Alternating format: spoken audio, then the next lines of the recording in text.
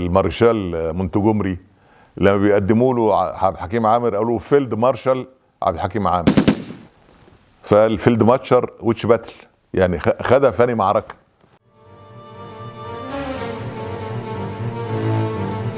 شريف عارف مصر، صفحات يقلبها معكم الكاتب الصحفي شريف عارف.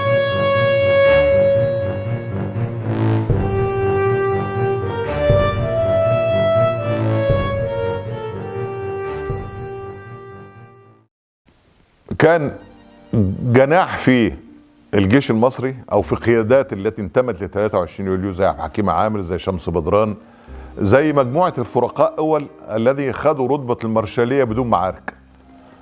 يعني على راي المارشال منتجمري لما بيقدموا له عبد الحكيم عامر قالوا فيلد مارشال عبد الحكيم عامر. فالفيلد ماتشر ويتش باتل يعني خدها فاني معركه.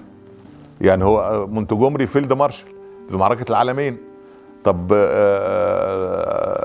عبد الحكيم فيلد مارشال في بأمارة ايه؟ يعني حاجه كده. يعني عندنا مثالي، وانا لا اريد ان ابحر في قضيه وضع الجيش المصري انذاك، لانه ده امر يمس اشياء كثيره، وربما ياتي الوقت يفرج عنه في الوثائق التاريخيه بتاعت تلك الفتره.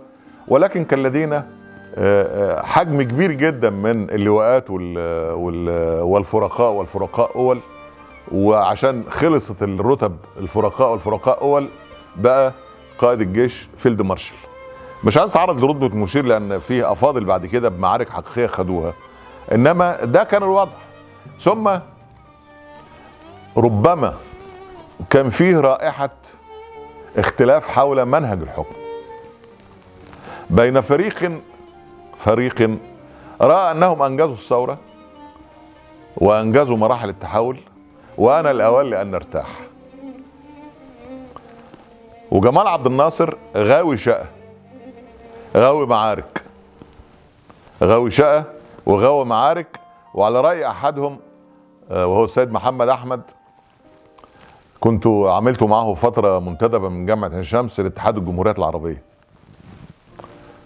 سنه 76، وقاعدين في مكتبه وهو بدرجه نائب رئيس وزراء وامين سر اتحاد الجمهوريات نتفرج على التلفزيون. فكان في السيده جيهان السادات بتفتتح حاجه وقبها.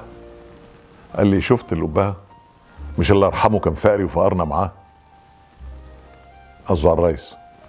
تاني يوم بعت لي، انا كنت ماسك حاجه اسمها شعبه البحوث والمتابعه، خلى صلاح عثمان سكرتير ولا صلاح الاشعر يكلمني، سياده النائب عايزك، كان ضرب بتاع. رحت قال لي انت ليك في تفسير الاحلام؟ قلت له شويه.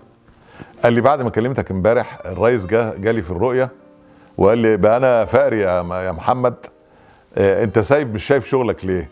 لمض البيت مطفيه والحاجات مكسره، لانه محمد احمد كان مسؤول جزء من مسؤولياته اداره البيت في مشيئه البكري. كان المفهوم انه متقشف وان اثاث بيته عهده رسميه عليها نمر. طقم القهوه لما اتكسرت ودن فنجانين فزوجته بتقول له، قال لها ده عهده، ما انا احتفظي بالفناجيل المتكسره عشان هنسلم العهد. هذا الجو. انا لا امدح ولا اقدح ولا اثير الشجون، ولكن بقول انه ظهرت ملامح لمراكز قوه مبكرا متكئه على شرعيه يوليو وشرعيه الحفاظ على امن النظام.